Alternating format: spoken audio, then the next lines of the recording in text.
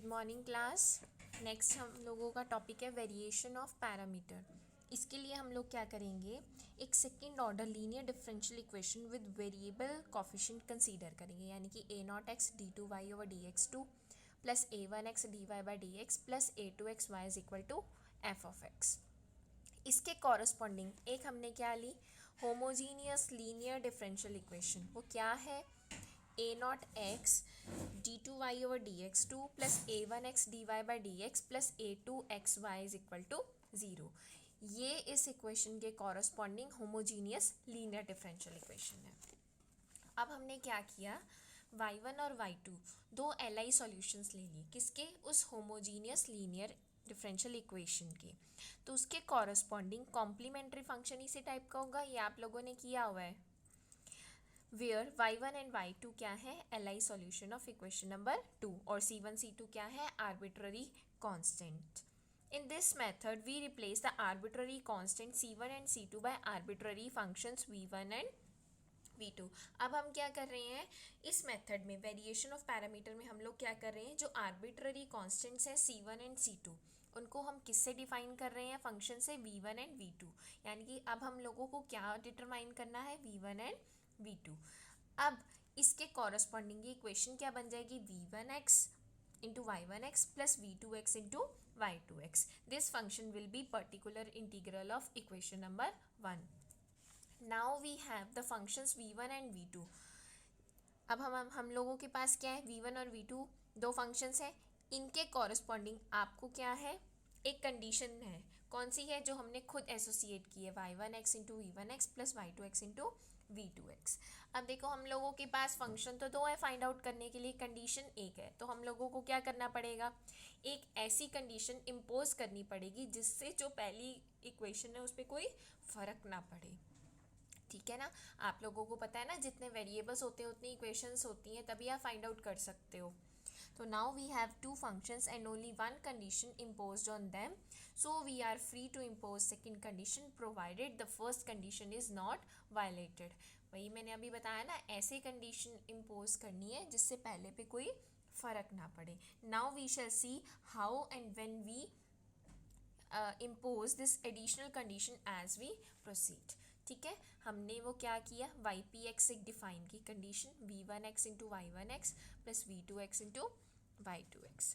ठीक है, हम लोगों ने वाई पी एक्स को क्या लेट कर लिया, ये लेट कर लिया, इसका डेरिवेटिव निकाला आप लोगों ने, तो ये आ जाएगा, दोनों में यूवी रूल लगेगा, यानी कि इसकी दो टर्म्स आएंगी और इसकी भी दो टर्म्स आएंगी। अभी हम लोगों ने कंडीशन इम्पोज नहीं की है, ये फर्स्ट वाली कंडीशन है जिसका नाम आपने क्या दिया है, y p x. Now at this point we impose the second condition. यहाँ पे हमने एक सेकेंड कंडीशन इम्पोज की, वो क्या है, v one dash x into y one x plus v two dash x into y two x is equal to zero. ये हम लोगों की क्या है, सेकेंड कंडीशन है। तो इसके अकॉर्डिंग ये जो आपने वाई पी डैश एक्स निकाला था, ये तो ज़ीरो है, यानी कि ये वाली term v one dash x y one x and v two dash x y two x, यहाँ पे एक चीज़ ध्यान रखना, यहाँ पे ये डेरिवेटिव नहीं आएगा, यानी कि ये और ये टर्म ज़ीरो हो गए।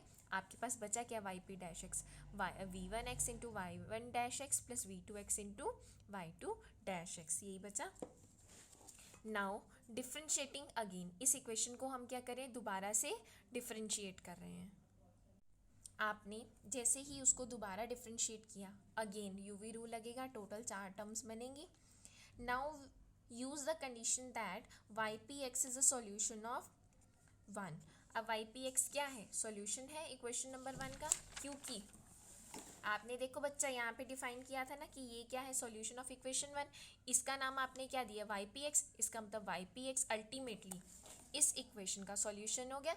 इसका मतलब क्या है, ये इसको सेटिस्फाई कराएगा। सेटिस्फाई कराने का मतलब क्या, A nought X into Y P double dash plus A one x into Y P dash plus A two x into Y P is equal to F of X. अब आपने दोनों derivatives निकाल लिए, Y P की value आपके पास already है। अब हम क्या करेंगे, सारी वैल्यूज़ को इक्वेशन नंबर 1 में पुट करेंगे। तो ये देखिए, आपने जो है आपने वैल्यूज़ पुट करी, आप यहाँ तक पहुँच चुके हैं। उसके बाद इस इक्वेशन को थोड़ा सा अरेंज करना है। v1x जिनमें से कॉमन आता है, हमने v1x कॉमन लिया, v2x जिसमें से कॉमन आता है हमने v2x कॉमन लिया, और a0x जिसमें से कॉमन आता है हम लोगों ने कॉमन ले लिया। अब हमने स्टार्टिंग में ये लेट किया था, क्या y1 और y2 क्या है, LI सॉल्यूशंस है, इसका मतलब क्या इसको सेटिस्फाई करेंगे तो ये 0 + 0 बन जाएगा। अल्टीमेटली आपके पास ये टर्म रह गई, यानी कि a0 + 0 + a0x into this term is equal to f(x). तो a0x यहाँ पे डिनोमिनेटर में आ गया। आपके पास इक्वेशन नंबर 7 आ चुकी है, और इक्वेशन नंबर 3 हमने कंसीडर की। अब देखो थर्ड कौन सी थी, जो आपने कंडीशन खुद इम्पोज की है। ठीक है बेटा, हमें अल्टीमेटली वैल्यू किसकी निकालनी है, v1x और v2x की वैल्यू निकालनी है ना, तो इसके कॉरस्पॉन्डिंग हम लोगों ने डिटर्मिनेंट डिफाइन किया। अब आप देखो बच्चा, आपने क्रैमर्स रूल किया होगा।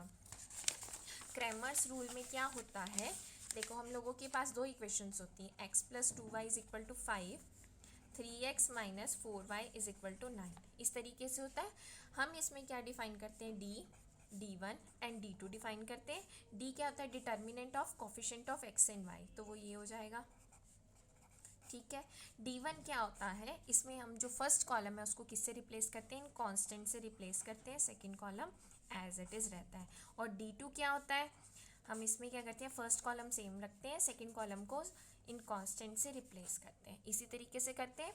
और x और y की वैल्यू कैसे निकलती है, d1/d से, और y की वैल्यू कैसे निकलती है, d2/d से, इसी तरीके से निकलती है। अब आप ये देखो, आपके पास ये दो इक्वेशंस हैं, किस में है, v1-x में और v2-x में। यानी कि अब हम क्रैमर्स रूल लगा के अब हम क्या करेंगे, v1-x और v2-x की वैल्यू निकालेंगे। यही करने जा रहे हैं हम लोग। तो यानी कि अब आपकी जो दो इक्वेशंस हैं वो इस फॉर्म में अरेंज्ड होंगी। ठीक है, इस फॉर्म में अरेंज्ड होंगी। तो आपने जो d का काम है वो किससे किया है, कोफिशिएंट्स अरेंज करके किया है। यानी कि y1-x, पहले ये इक्वेशन कंसीडर कर रहे हैं हम, y1x, y1-x, y2x, y2-x, इस तरह कंसीडर कर रहे हैं। फिर दोबारा से d1 लेंगे ना, d1 के लिए क्या करेंगे हम लोग, d1 के लिए हम लोग फर्स्ट कॉलम को किससे रिप्लेस करेंगे, इस कांस्टेंट से रिप्लेस करेंगे, सेकंड कॉलम क्या आ जाएगा, एज इट इज़। ठीक है बच्चा, उसके बाद हमें वैल्यू किसकी निकालनी है, v1-x की। तो v1-x क्या हो जाएगा, दिस डिटर्मिनेंट अपॉन, यानी कि d1/d, ये आ गया आपके पास। ठीक है, ऐसे ही v2-x निकालोगे तो ये आ गया, ये v1-x है, ये v2-x है। अब हम लोगों को वैल्यू किसकी चाहिए, v1x और v2x की, तो हम इंटीग्रेटिंग बोथ साइड कर रहे हैं, हम लोगों के पास ये आ गया। तो the particular solution can be obtained by this. ठीक है, अब इसी तरीके से आप लोगों के पास क्वेश्चंस हैं, तो हम वो क्वेश्चन करने जा रहे हैं। Solve the differential equation d2y/dx2 + y = tan x। इसकी ऑक्सिलरी इक्वेशन निकाल रहे हैं सबसे पहले हम लोग।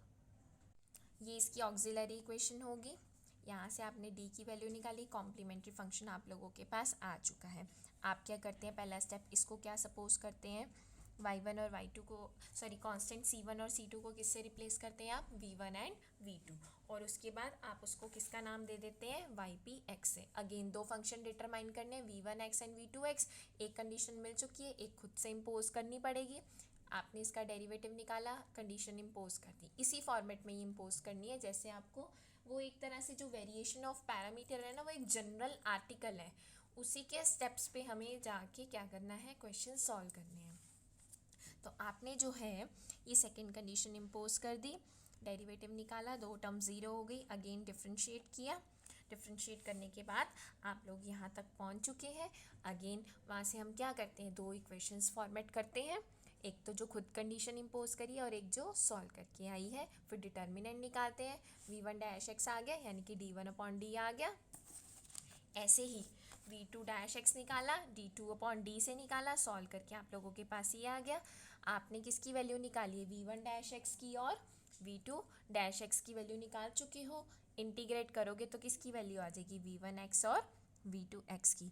लेकिन आपका सॉल्यूशन किससे डिफाइंड है, ypx से डिफाइंड है, यानी कि v1x × y1x + v2x × y2x। आपने सबकी वैल्यूज़ रख दी, v1 v2 की भी और y1 y2 की भी वैल्यू रख दी आपने। जनरल सॉल्यूशन कैसे बनता है आपके पास, complementary function plus particular integral. इस तरीके से ही बनता है। तो ये आपका सॉल्यूशन आ गया। ठीक है बेटा, इसी के साथ आपका आज का लेक्चर भी ख़त्म होता है। Thank you so much.